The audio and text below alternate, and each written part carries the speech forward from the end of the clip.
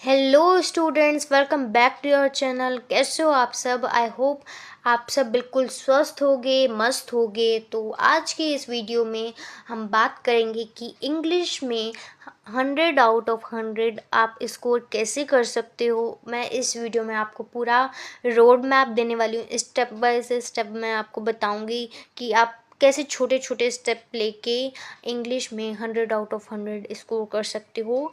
लेकिन वीडियो शुरू करने से पहले मैं आपको बता दूं कि हमारा टेलीग्राम चैनल है लर्न विद चाहत। आप इसको ज्वाइन कर सकते हो ताकि आपको जो भी नोट्स चाहिए वो आप ले पाओ। ठीक है। और अगर आपको लगता है मेरा कोई डाउट है, कोई क्वेश्चन है आपका, तो आप वो मेरे से इंस्टाग्राम पे पूछ सकते हो। यूज़र नेम आप सबके सामने दिख ही रहा है। अगर आपको भी लगता है कि इंग्लिश में फुल मार्क्स स्कोर करना मुश्किल है, तो ऐसा नहीं है। हमें इंग्लिश हमने बस अपने दिमाग में बिठा लिया है कि ये मुश्किल है, इसलिए हमें मुश्किल लगता है। लेकिन जब हम करने बैठेंगे, छोटे छोटे स्टेप्स लेंगे, तो वो बिल्कुल भी मुश्किल नहीं लगने वाला है। और लिटरली 12th की इंग्लिश बहुत आसान है और इसमें इजीली हम 100 आउट ऑफ 100 स्कोर कर सकते हैं।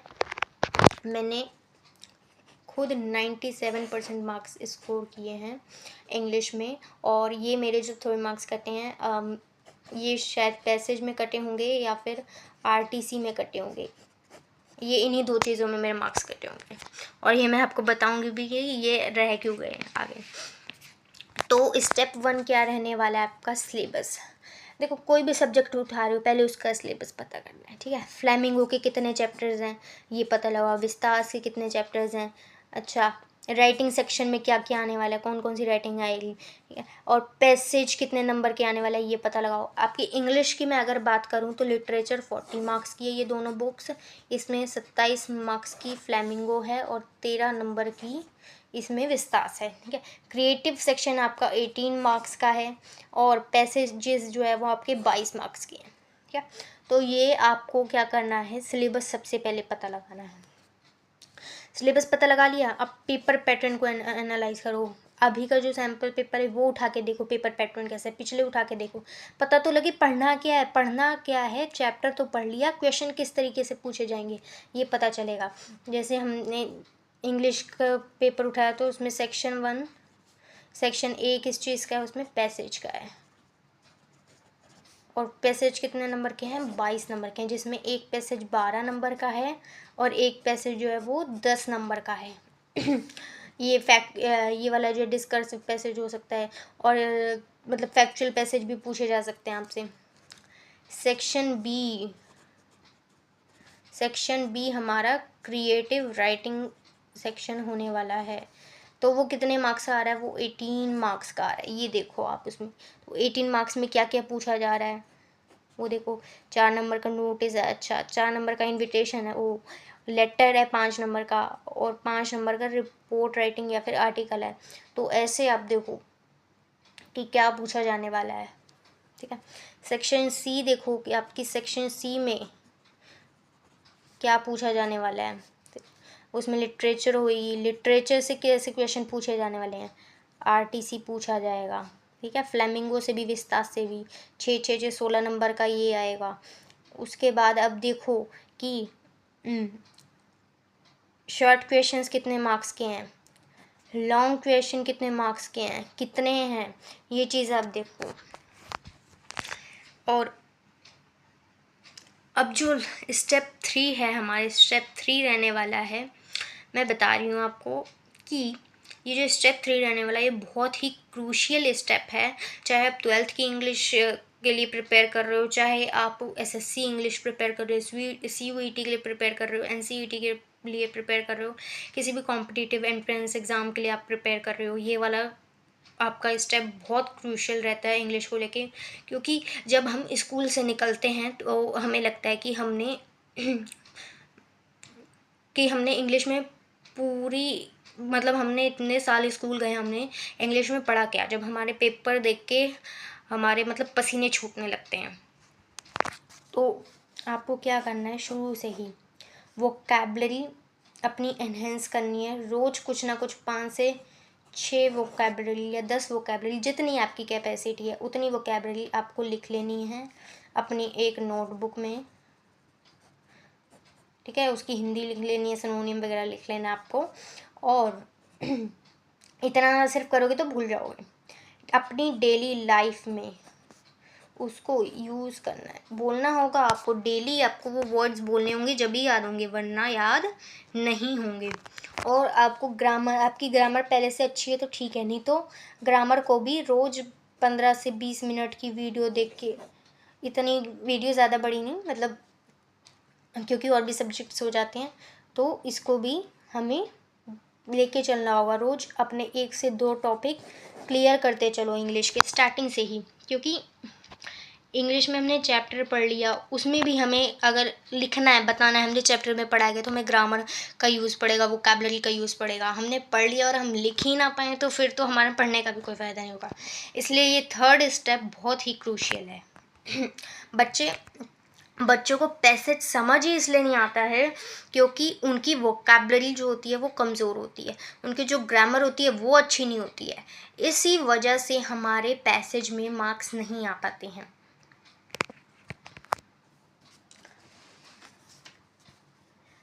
ओके, स्टेप 4 क्या है कि आपको स्टार्ट कैसे करना है, राइटिंग सेक्शन से करना है।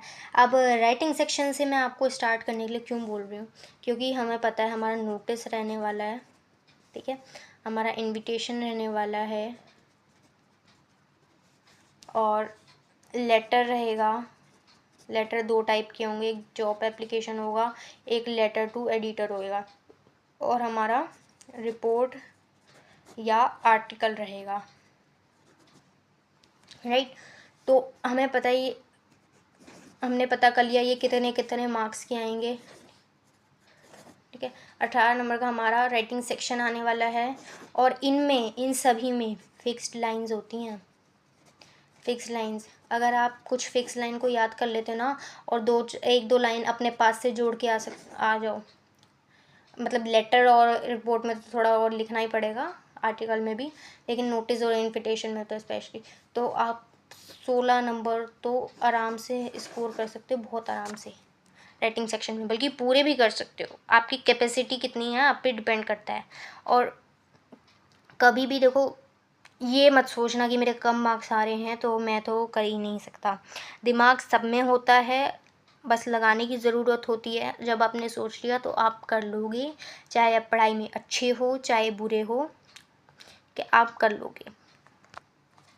नेक्स्ट है, फिर हमें जाना है लिटरेचर पे। लिटरेचर पे आपने जो चैप्टर्स निकाले हैं फ्लेमिंगो के, विस्तास के, पोइट्री के, वो जो हैं आप क्या करो, बांट दो मेजर में माइनर में। बड़ा चैप्टर कौन सा, छोटा चैप्टर कौन सा, जैसे मेजर में द एनिमी वाला चैप्टर डाल दो, ठीक है। ऐसे करके माइनर में आप कोई और चैप्टर डाल सकते हो उनका। फिर आपको लिटरेचर पढ़ना कैसे है, समरी देख लो, ठीक है। मतलब समरी भी ऐसी हो जिसमें थोड़ा इंग्लिश के भी वर्ड्स हो, हिंदी में भी अगर बताया जा रहा है तो इंग्लिश के भी की पॉइंट्स हाईलाइट हो रहे हो उसमें, ठीक है। समरी पढ़ ली आपने, उसके बाद क्या करोगे, आप बुक पढ़ोगे, एनसीईआरटी पढ़ोगे, और उसमें जो इम्पोर्टेंट कीवर्ड्स होंगे उसको हाईलाइट करते चलोगे, और एनसीईआरटी पढ़ोगे 2 से 3 बार। कितना टाइम लगेगा, 10 से 15 मिनट, ठीक है, अगर बहुत बड़ा भी है चैप्टर तो, ठीक है। तो 2 से 3 बार पढ़ोगे, आपको क्या रहेगा, और वो बार बार आपका ध्यान जाएगा उन इम्पोर्टेंट कीवर्ड्स पे, आपको वो याद हो जाएंगे, आपको फिर बाद में आंसर्स लिखने में भी हेल्प होगी। और एक चीज़ जिसमें लिटरेचर में बिल्कुल भी इग्नोर नहीं करना है, वो है आपका एक्सट्रैक्ट बेस्ड क्वेश्चंस, जिसे रेफरेंस टू कॉन्टेक्स्ट आरटीसी भी बोलते हैं। और उसमें आपको पैसेज दे दिया जाता है पोइट्री का, या पोइट्री का आपका स्टैंजा दे दिया जाता है, या फिर आपको चैप्टर का कोई भी पार्ट पैसेज उठा के दे देते हैं, और उसके बेस पे क्वेश्चन पूछे जाते हैं, शॉर्ट क्वेश्चन, एमसीक्यू क्वेश्चन, ठीक है। तो 6 नंबर का आपका पोइट्री से आएगा, फ्लेमिंगो की 6 नंबर से आपका फ्लेमिंगो के चैप्टर से आएगा, और 4 नंबर का विस्तास से आएगा। फिर आपके ऐसे लिटरेचर हो जाएगा पूरा। फिर क्या करोगे आप, स्टेप 6 आपका क्या रहना है कि आप डेली एक पैसेज आप प्रैक्टिस करोगे। अब मैंने पैसेज आपको लास्ट में क्यों बोला है, क्योंकि तब तक आप क्या करोगे, आप अपनी वोकैबलरी थोड़ी अच्छी कर चुके होगे, ठीक है, आप अपनी ग्रामर थोड़ी अच्छी कर चुके होगे, राइट। आप एनसीईआरटी की रीडिंग कर चुके होगे तो आपकी रीडिंग थोड़ी अच्छी हो चुकी होगी, अंडरस्टैंडिंग बनने लगी होगी। इसलिए मैंने आपको ये पैसेज लास्ट में प्रैक्टिस करने के लिए बोला है, क्योंकि इस पर शुरू से टाइम देने लग गए तो मतलब इतना वो नहीं होगा, इसलिए आपको मैंने ये लास्ट में प्रैक्टिस करने के लिए बोला है। और वही फिर हमारा स्टेप 7 क्या रहेगा कि आपको क्या करना है, चैप्टर वाइज प्रैक्टिस करनी है क्वेश्चंस की, ठीक है। क्वेश्चंस की प्रैक्टिस करनी है आपको चैप्टर वाइज, फ्लैमिंगो के, पोइट्री के, विस्तास के। फ्लैमिंगो में आपके चैप्टर्स आएंगे, पोइट्री आएगी, ठीक है। इसमें आपको थीम वाले क्वेश्चंस की चैप्टर्स में बहुत प्रैक्टिस करनी है अच्छे से, पोइट्री में भी थीम्स वाले की, और आपको साथ में पोएटिक डिवाइसेस भी समझते चलना है, ठीक है। विस्तार में क्या करोगे आप, चैप्टर्स अच्छे से समझोगे, उनकी थीम क्या है वो समझोगे आप, ऐसे क्वेश्चंस को आपको प्रैक्टिस करना होगा। और वही बात रही राइटिंग सेक्शन में, रोज़ उठा लेना एक टॉपिक, 10 या मैक्सिमम 15 मिनट आप देना, ठीक है। रोज़ राइटिंग सेक्शन का एक टॉपिक उठा लेना और उसको आपको रोज़ लिख कर प्रैक्टिस करना है, ठीक है। राइटिंग प्रैक्टिस होगी आपकी और अच्छी होती चली जाएगी ऐसे। और अगले दिन आप अपने क्लास में अपने टीचर को दिखा भी सकते हो कि मैम मैंने कैसे लिखा है, ठीक है। कोई कमी पेशी होगी तो वो भी बताएंगी उस चीज़ के बारे में, तो आपको पता चलेगा कि कहाँ दिक्कत आ रही है, क्या गलती, फिर वो आपकी इम्प्रूवमेंट भी होती चलेगी उससे। और वही पैसेज का तो मैंने आपको बता ही दिया है, ठीक है। पैसेज आप रोज़ एक पैसेज प्रैक्टिस करोगे तो हमें डेली कितना टाइम देना है इंग्लिश को,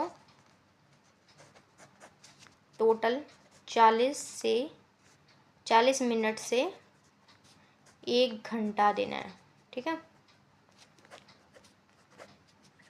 ये जो मैंने आपको स्टेप्स बताए हैं और इनमें इतना ही टाइम लगने वाला, बल्कि आधा घंटा भी लग सकता है, ठीक है। ये छोटे छोटे स्टेप्स हैं, ये आप रोज करोगे और बहुत अच्छे से करना। हाँ, और एक बात हमेशा ध्यान रखनी है, इंग्लिश को किनारे नहीं छोड़ना है। इंग्लिश और हिंदी ये लैंग्वेज सब्जेक्ट होते हैं, ये भी आपके 80 नंबर के होते हैं, ठीक है। अगर आपके डोमेन मेजर सब्जेक्ट्स जो हैं, ठीक है, अगर जैसे हिस्ट्री पॉलिटिकल वो 80 नंबर के हैं ना, अगर तो ये भी 80 नंबर के हैं। इसमें आप सारा दिन देते हो और इन्हें टाइम नहीं देते, ये बहुत अच्छे नंबर आपके दिलवा सकते हैं, आपके 90+, 80+ आपके मार्क्स इसमें अच्छे से आ सकते हैं। लेकिन इन पर ध्यान नहीं दोगे ना तो फिर 50 नंबर भी आते हैं। तो मतलब मैं ये नहीं कह रही कि ये अच्छा स्कोर है वो अच्छा स्कोर है, लेकिन अगर आप ध्यान दोगे तो बहुत अच्छा स्कोर कर सकते हो। स्टार्टिंग से आपको क्या करना ही, क्या रोज़ आधा घंटा देना है, किस तरीके से देना है वो मैंने आपको बता दिया है। इस तरीके से करो, इंग्लिश बहुत इम्प्रूव होते चले जाओगे, बहुत अच्छा करोगे। अगर 0 पे भी हो ना तो बहुत अच्छा करके आओगे आप। तो स्टूडेंट्स बस आज की वीडियो में इतना ही था। वीडियो कैसी लगी आप मुझे ज़रूर बताना, और अच्छी लगी हो तो इस वीडियो को लाइक कर देना, चैनल को सब्सक्राइब कर देना, बेल आइकन को भी दबा देना, और अपने दोस्तों को भी ये स्ट्रैटेजी ज़रूर शेयर करना ताकि उनका भी भला हो सके। तब तक के लिए टेक केयर, मिलते हैं नेक्स्ट वीडियो में, और बाय बाय।